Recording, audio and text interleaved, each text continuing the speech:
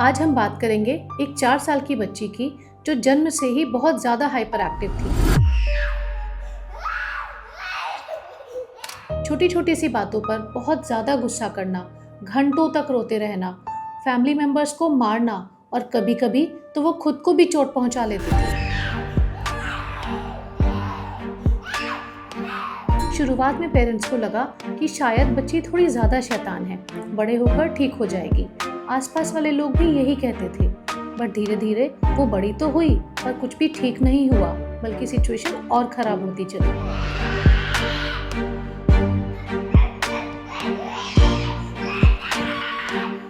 School में भी complaints आती थी।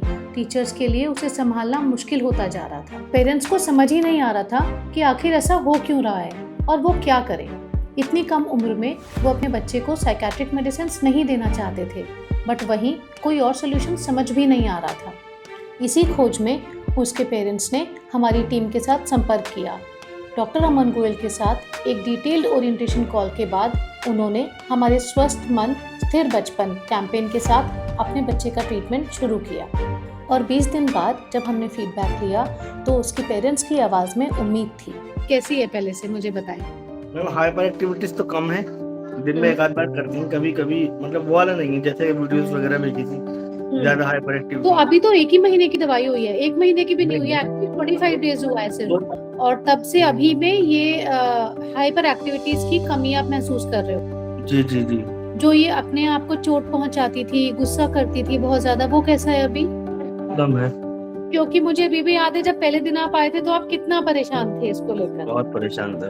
अरे मैम हमें तो बहुत खुशी है, हमें बहुत आराम है। जैसे स्कूल जा रही हैं, बातचीत करेंगे, नए नए वर्ड कैच कर रही हैं, बोल रही हैं, तो हमें दवाई देने में 1 हफ्ते के अंदर ही रिजल्ट आने लगे थे। बहुत खुशी हुई थी। अब कभी कभी बच्चा हो जाता है, पर एक चीज है कि कभी कभी तो करेगी। ऐसे तो बच्चा है, देखो बच्चे की तरह ही करेगा, बट ये है कि आपके केस में अगर दवाइयाँ रिजल्ट शो कर रही हैं तो ये बहुत पॉजिटिव साइन है।